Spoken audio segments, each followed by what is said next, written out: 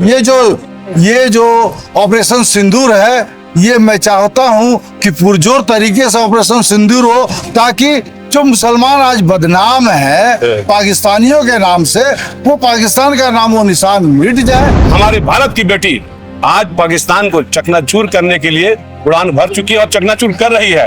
आज पूरा देश उन बेटियों के लिए दुआओं में खड़ा है, उनके लिए दुआ कर रहा है और पूरा देश आज फौजियों के साथ खड़ा है। फौजियों तुम आगे बढ़ो। अधिक कश्मीर होगी, हो सकता है जलालाबाद भी हम लोग चाह रहे हैं, वहाँ के लोग भी जो है लड़ रहे हैं अपने हक हकूक या उनके बलूचिस्तान भी, बलूचिस्तान में, तो वो भी आ जाए। और हम तो कहते हैं जो बृहद हमारा अखंड भारत का सपना है जो अफगानिस्तान तक था, वो पूरा हो।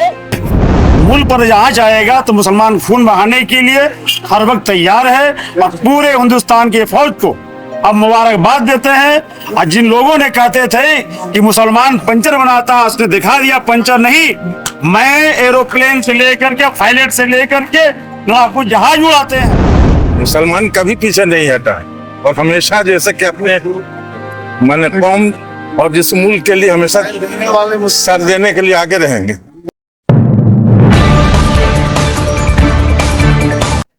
उस मुल्क की सरहद को कोई छू नहीं सकता जिसकी निगाहबान है भारतीय सेना। इस वक्त भारत की सेना पाकिस्तान को मुंहतोड़ जवाब दे रही है और भारत और पाक के बीच में युद्ध जारी है। जंग के इस मौके पर पूरा देश एकजुट है।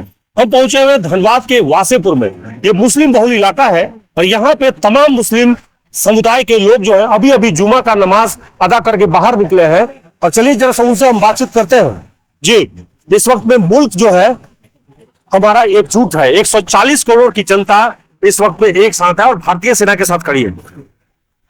2 दिन पहले हम लोगों ने एक सबक दिया है पाकिस्तान को कि हमें तुम बांटने की कोशिश जितना भी कर लो, हम बंटने वाले नहीं है। और हमारी बेटी कर्नल सोफिया और विंग कमांडर वेमिका सिंह सामने आई और जिस अंदाज में उन्होंने प्रेस ब्रीफिंग किया, बताया कि किस प्रकार से आतंक का जवाब हम लोगों ने दिया है, क्या कहेंगे आप? बिल्कुल, मैं तो ये कहूँगा सबसे पहले कि सारे जहां से अच्छा हिंदुस्तान हमारा और हम बुलबुले हैं इसकी, ये गुलसिता हमारा। और ये गुलसिता हमारा जब हम यहाँ पे पैदा हुए और जन्म लिए हैं तो यहीं मरेंगे और इसी मिट्टी में दफन होंगे। तो ये हमारा मुल्क जो है वो हमारे जान से प्यारा है।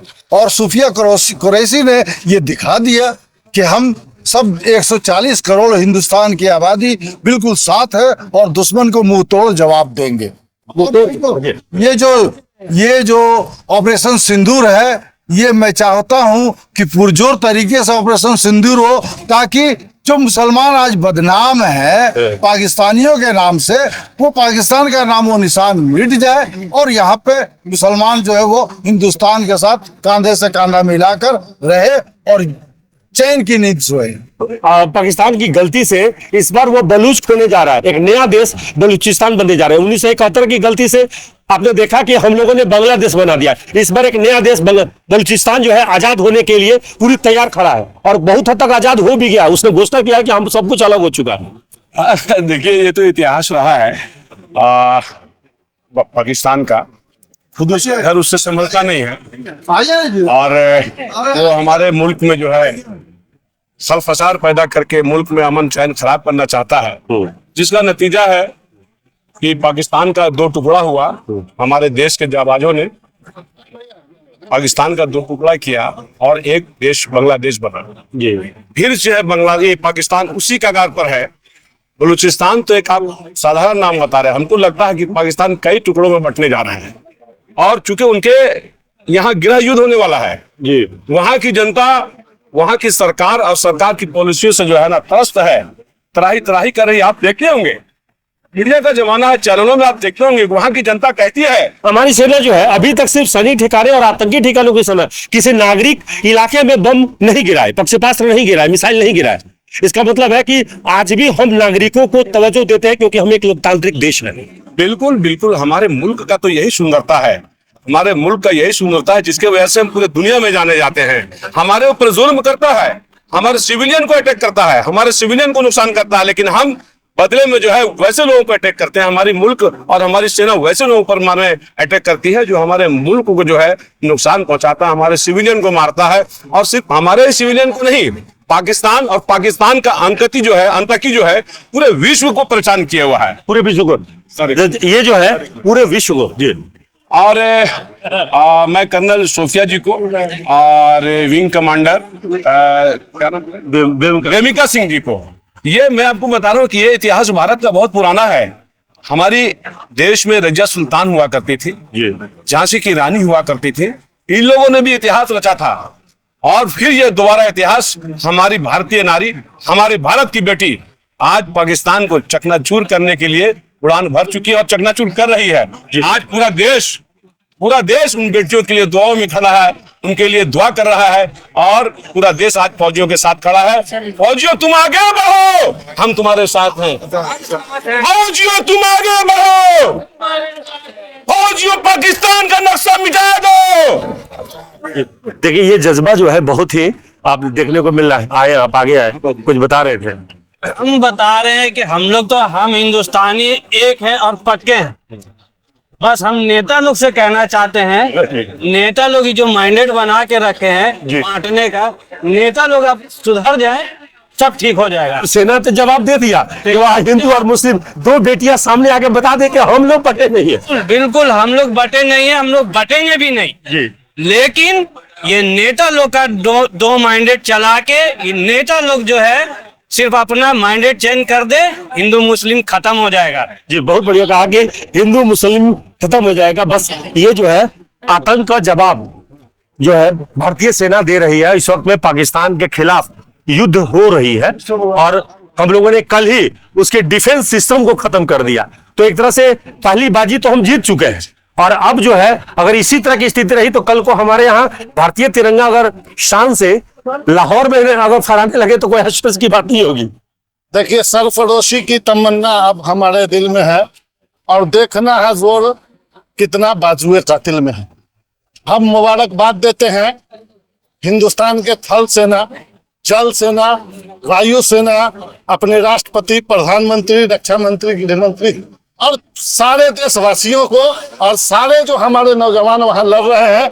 और उसके साथ साथ हमारे 120 करोड़ जो हमारी जनता है आज जात पात हम सभी से ऊपर उठकर जो है अपने फौज के और अपने देश के साथ खड़ी है और यही हमारी पहचान है जी। और पाकिस्तान से अगर जंग होता है तो हम जब पाकिस्तान बटा तो हम लोगों का बहुत लॉस हुआ जी।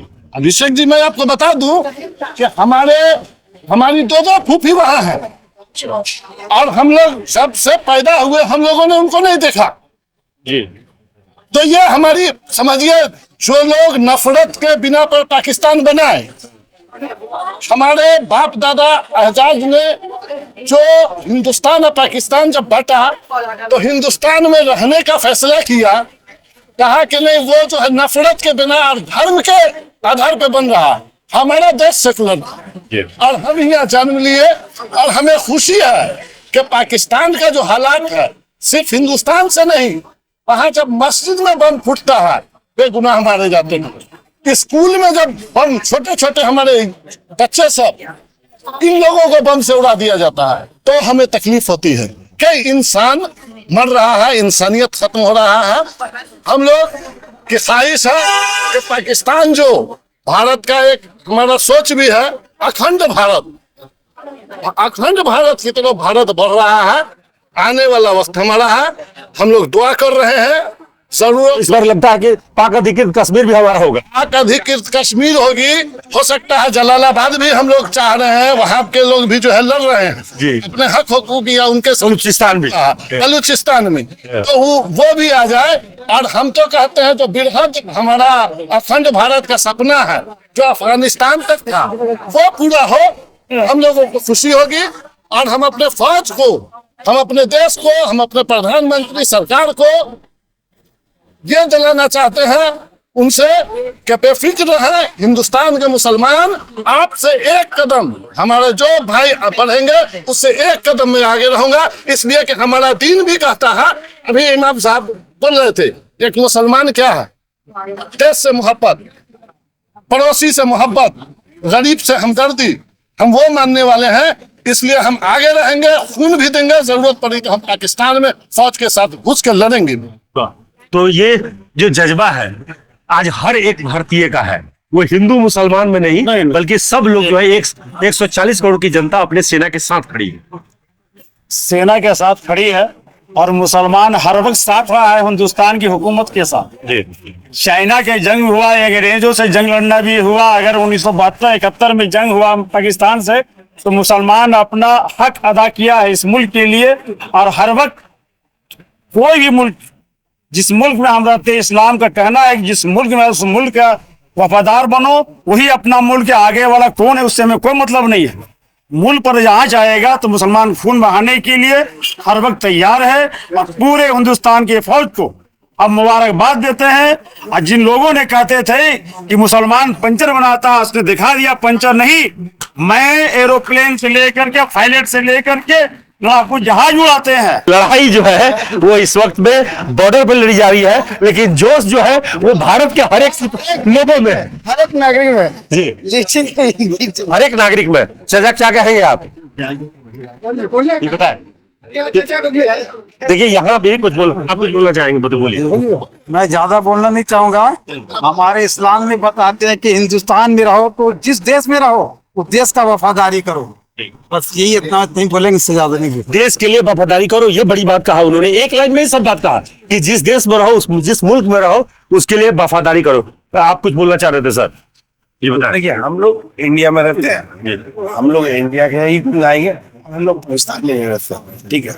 और पाकिस्तान का हम लोग बात ही नहीं करते हैं, ठीक है।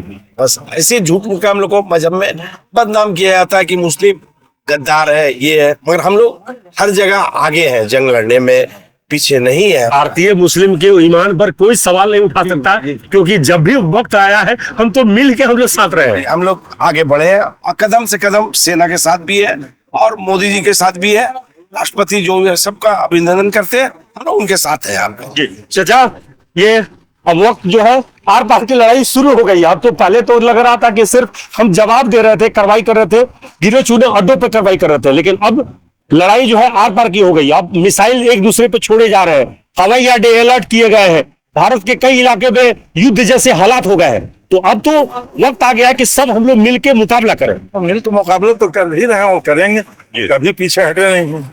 मुसलमान कभी पीछे नहीं हटा है और हमेशा जैसे कि अपने मन कौम और जिस मुल्क के लिए हमेशा सर देने के लिए आगे रहेंगे।